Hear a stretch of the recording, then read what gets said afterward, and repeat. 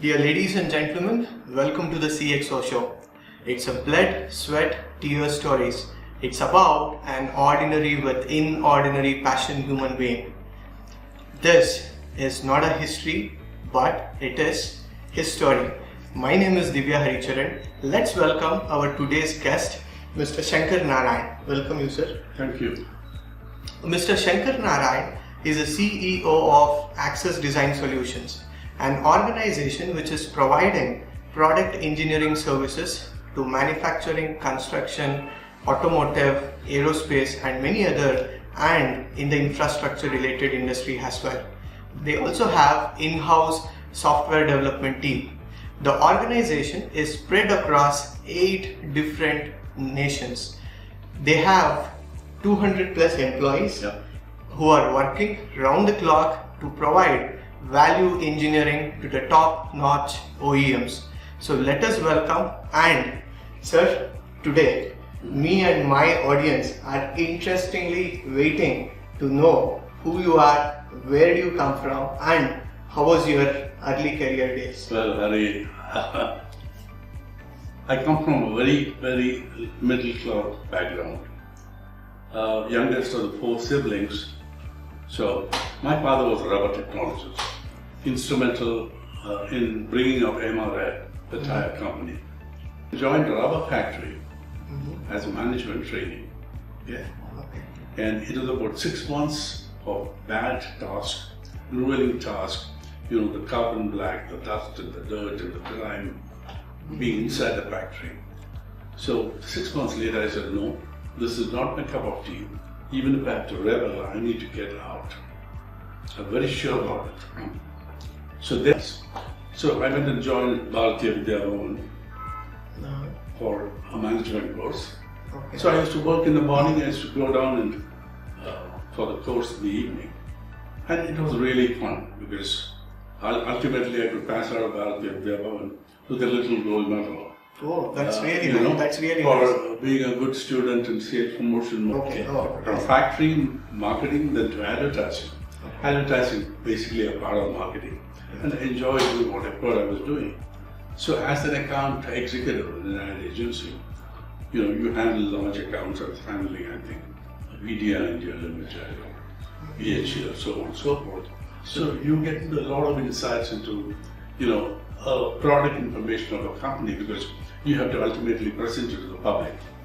And you also learn how to add masala, so-called masala. So it was fun anyway. This is how my journey started. Thereafter I did multiple things, but then Dad wouldn't leave me. He said, this guy has to get back to rubber somehow or the other. Someplace I got enticed again. I set up a rubber factory. So I set up a rubber factory for making rubber beadings. So then I had a partner with me who was working with Vikram tires. He quit and he came and joined me, and it was a fun journey because we could set it up small little unit. So then that was the related side. So we went on with this for about 4 years, and it so happened that I had a lot of friends, and most of my friends were in IT. So there was a guy in IBM, there was a guy in Wipro, there was this guy, that guy, most of them in IT. So, you sit around, have a beer and then start talking. After 2 of them, people start talking really about Azim Premji and Narayan Murthy and so on and so forth, or what IBM big thing is coming up for the, whatever the next generation, computers, so on and so forth. So I told one of my friends, hey, how do I get there? The whole system works. So I said, okay. So I went to IBM, I met the regional manager, and I signed up. And it was pretty good. And I started doing this. I had a little garage at the home, and I employed 3 engineers for sales. And then I told my Vikrant guy, hey, look buddy, you keep the factory, right? I will do what I'm doing. So I went away from this and drifted completely, went into so-called IT per se, only on the surface of it, not that I went into programming. But however, I went to Indian Social Science. There was a little course called Proficiency in Computers and Computing. So I went and did that in the evening, just to understand what it is. So those days, people were talking about COBOL and Pascal, and we were talking about punch cards and stuff like that, which a lot of people don't even understand what we never even understand. So the great thing about this journey on this career is that, so this is how my journey from rubber advertising came to IT. So-called IT. Yeah. And then a lot of things happened. I worked for a Canadian company. I wound up this because that guy helped me. So he said, hey, come, join me as an international marketing manager. This is a Canadian company. So then at that point in time, I wound up my IT sales retail business. In the 90 days, I said, no, give it up. Went and joined him, and then it was a lot of international exposure. So what happens during this phase is that you learn a whole bunch of stuff. You learn accounts, you learn how to deal with people, you learn to deal with multiple people from different regions, different languages, and makes you a very, very complete person, because you learn to actually appreciate everyone. Yeah, that is a great... I can appreciate you for what you are, I can get the best out of you. And then recently, 11 years ago, Access Design Solution was almost like a startup. Yeah. Okay. We had only 8 people. And no one really knew what we wanted to do. I said, yeah, okay, I'm pretty old. Let me try my hand on a startup. But at the same time, I was not taking any personal risk. Yeah. Right? And I have a great managing director, chairman managing director of this company, who has given me a complete free hand to do whatever happened. So we went through a lot of trouble. We went through losses, but then I didn't give up. I said, look, unless you stay in the game, you can win. Yeah, that's a great attitude, sir. So to stay in the game. Yeah, and it's not to give up. Very easy to give up at going. Yeah. And when you give up anything, you're not being honest yourself most of the time. You will find reasons, or you will find scapegoats, and say this is the reason I'm going away. But the actual reason is that you didn't perform well. Okay. Good, sir. Great to know about your journey to the current position of CEO of Access Design. So going further, I would like to ask you this. Being a CEO of an organization, what are those characteristics which you feel is important to grow? First, integrity. Okay. Integrity in whatever you do, in whatever you deal with. There are no two ways about it. Integrity. 2, empathy. People who work with you, you got to make sure that you understand them. Okay. How do I bring the best out of you? How do I know what is your inherent talent? Am I capable of finding out what's your inherent talent? If I'm running an organization, I should be capable of finding out what is your inherent talent and get the best out of you. Okay. Great. Integrity, empathy. Yeah. Very, very, very important to get the best out of you. So, number 3, I never make judgment calls. Okay. I will not make a judgment call. So many people might say so many things about so many people.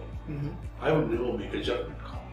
Take, for example, if somebody made a mistake today. I would take the onus on me. And I wouldn't pass a judgment call and say, this guy is a useless guy. So, since I followed that principle, today, more than 35% of people in Access have been here for more than 5 years. That's really 35% for more than 5 years in an industry like ours. It speaks for itself. So we are trying to bring in a culture where we are not saying, hey, this guy is a boss, he's a CEO. No. I'm just older than you and more experienced than you. Because of that, somebody has to sit in this chair, so I'm sitting. more like an open culture. Absolutely. So today, I said to you, I tell people, just walk in. Yeah. If you're not seeing me on the phone, if you're not at a meeting, just knock. Come. So really great to know those 3 important points: integrity, empathy, and not making a judgment Yeah. on an individual. That's really nice to know. So tell us one incident which made you totally crushed, felt disastrous, and how did you overcome it? Anything, it could be professional or personal, please. Well, I can only recall one thing. This is a personal thing. Imagine having a breakfast with your son in the morning and having to put him in an ice box in the evening. I don't think there could be anything more difficult than that. Yeah. I had to go through this. Unfortunate but true. So this was the maybe the most disheartening thing I've ever had in my life. Shouldn't happen to anybody, but it happened. So now, how do you overcome this? So the first thing I did is I went away from Bangalore because I didn't want memories, too many memories every day. So I wanted a space where I knew nobody. I didn't know the language. Go there, find out what happened. And then you reach a point, you start reading newspapers, you see, every day you see in the 3rd page, somebody died in an accident, we are just going to bring it through. It didn't happen to you, but it happened to me. So then you start realizing a lot of people are going through much tougher things than what I have. So then, earlier you used to say, oh my God, what did I do? What harm did I do to go through this? But then you get to a point of self-realization saying that, why not me? It happened, if there could be a tsunami, the entire family is wiped out and a 5-year-old kid is left out. Mm-hmm. So there's so many calamities that happens to people. So if you have to come out of calamities, you will have to sit and think. One, by yourself about the entire episode and what is it, how are you going to move forward in life. Mm-hmm. So I took it that way step by step, and today I don't cry thinking of it. I feel sad. Sad, I lost something. But then I could recoup from that. I could come out of it. And I'm pretty proud that, I didn't take that as an excuse. Look at people, look for, people pitying you, people feeling sad for you, etc., etc. Instead, went along with life, came back to life, came back to Bangalore. Okay, that's really And good. today I'm sitting and talking to you about the incident. Okay, my dear audience, as you hear, he said morning breakfast with his son, and one unfortunate incident which must not occur with any of a dads occurred in his life. He said evening he has to pack a box. Sir, we greatly sorry on that dismissal. You are a bigger strength. That's really nice that you are there at this position today and inspiring many